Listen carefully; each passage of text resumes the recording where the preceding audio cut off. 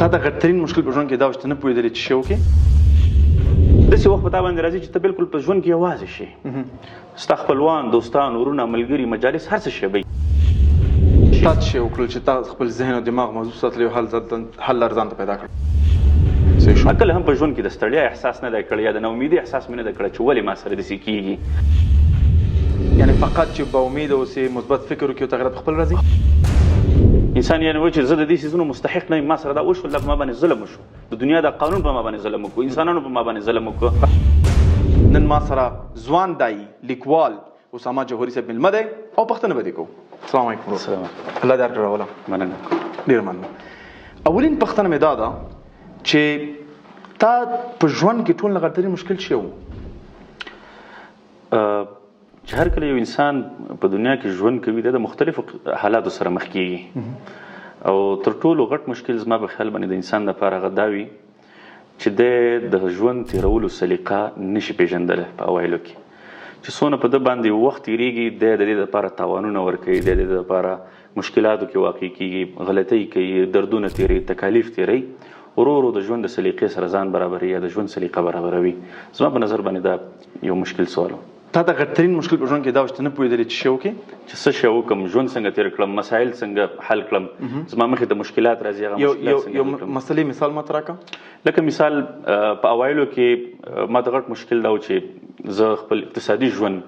تجارت څنګه ښه کړم بل مشکل راته دا و چې زه څنګه په ژوند کې یو ښه لیکوال واوسېږم چې خلکو ته فایده ورسوم د الله تعالی د دین دپاره یا د الله تعالی د دین ترویج څنګه وکړم په دې کې انسان ډېر غلطۍ کوي انسان ډېر مشکلاتو سره مخ کېږي انسان چې د قسمه خلکو سره مخ کېږي ناامیدیو سره مخ کېږي ستړیا او ستومانیو سره مخ کېږي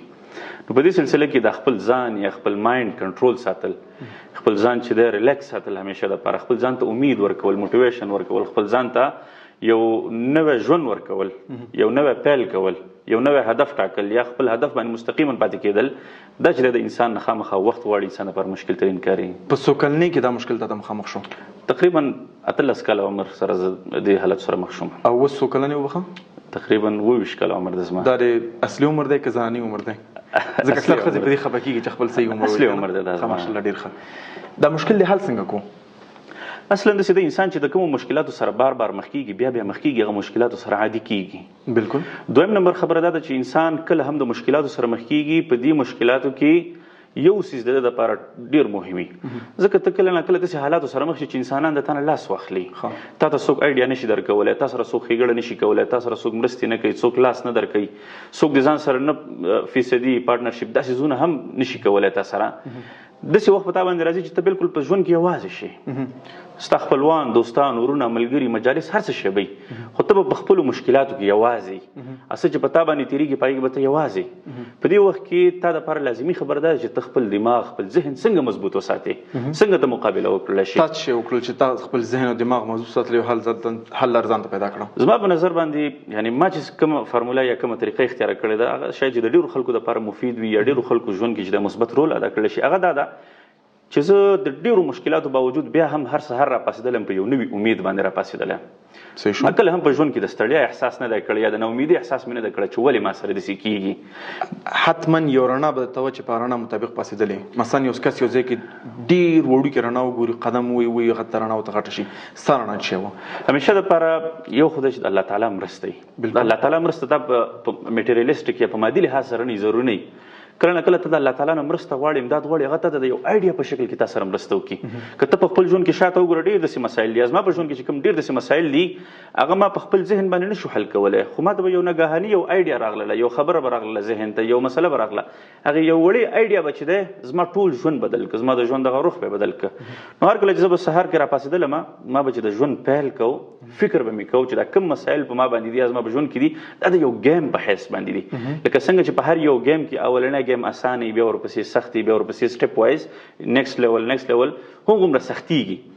چې هر کله ته په ژوند کې دې ګیم ته یا دې سختیو ته د مایوسۍ په نظر باندې ګوري چې ولې ما سره داسې کېږي ولې زه په داسې ډول کې زه مظلوم یم ولې ما باندې بار ظلم کېږي دې سره ستا کریټیویټي ختمېږي ستا ذهن باید د دې مسایلو حل کولو توان نه لري موټیویشن ستا په ذهن کې نه وي څه لقب ورته ورکوي چې ته دا نه ورکوي چې دا ولې ما سره کېږي بدل کې به څه ووایي چې هر انسان خپل ځان معصوم بولي انسان یعنی و چې زه د دې سيزونو مستحق نه یم، ما سره دا وشول، دا په ما باندې ظلم وشو، د دنیا د قانون په ما باندې ظلم وکړو، انسانانو په ما باندې ظلم وکړو. بدلی څه شی ده چې د دې بدیل بیا څه شی دی؟ د دې بدیل بیا دا دی چې دا د ژوند قانون په حساب باندې ته اکسپټ کړې. هر کله چې ته یو مشکل په ژوند کې دا د ژوند د قانون په حساب باندې اکسپټ کړې چې دا ژوند دا پکې راتللی شي، باید زه د دې نه ځان وباسم، د مایوسۍ په ځای باندې د دغې نه ته درس واخلې. بهترینه ناکامي هغه ده چې ته ترېنه درس واخلې، او بدترینه کامیابي هغه چې په تا کې تکبر راولي، غرور راولي، جمود درکې راولي، تا نه لاره ورکه کړي. نو په دې خاطر باندې انسان چې د کومو مشکلاتو سره مسایلو سره مخ کېږي، بار بار مخ کېږي، د هغې نه باید ته زده کړه وکړي چې دې مشکل سره زه نن مخ شوم، باید سبا زه بیا دغه. دویم نمبر باندې زما په نظر باندې حرکت دی. تا اوسه پورې سټراټیجي نه ده ښودلې چې کوم لاره تا تعقیب کړه چې تا سره دغه مشکل او دې مشکل نه ته ووتلې، فقط یو امید دې باز کړی دی. همیشه دپاره چې کله هم ته پر امید ژوند تېرې، نو ستا په ژوند کې څه تغییرات راځي، په سوچ کې تغییرات راځي. یعنی فقط چې با امید اوسې، مثبت فکر وکړې او تغییرات په خپل راځي. هو دا په خپله باندې راځي. لکه څه شی تغییرات په تا باندې راځي؟ مثال له خبرې ته په یو لانجه کې یو مشکل کې ونښتلې، دا لانجه 1 کال 2 کاله 3 کاله، ته مسلسل 3 کاله ځان ته امید ورکړې، 3 کاله حرکت کې، 3 کاله چې د کوشش کوې چې دې لانجې د دې مشکل نه ووځې. که چېرته ته کوشش نه کوې، محنت نه کوې، او ته په مایوسي کې مبتلا یې، ستا مایند سیټ یو شی، ستا ذهن یو شانتي، او که چېرته ته کوشش کوې چې بار بار د دې نه ځان وباسې، او ته په ذهن باندې هم یعنی د لارو لټولو کوشش کوې، ستا مایند سیټ بل شانتي. دې طرف ته مایند سیټ چې دا فکس مایند سیټ وي، بالکل یعنی جمود والا مایند سیټ وي، یعنی بالکل پرمختګ نه کوي، گروث نه کوي. خو هر کله چې ته د مشکلاتو سره د یوې لارې په لټه کې، مایوسي کې نه، په امید کې چې دا ښه کېږي، نو دې سره ستا مایند کې کریټیویټي راځي، ستا په ذهن کې تخلیقیت راځي، د مسایلو د مشکلاتو حل کولو استعداد ستا زیاتېږي، ستا مایند گروث کوي. چې هر کله ستا ذهن گروث کوي، که 15 کاله 6 کاله یو وخت په دې باندې توانېږي چې په دې خپلو مشکلاتو باندې برلاسه شي او د خپل مشکل ورسره حل کړي.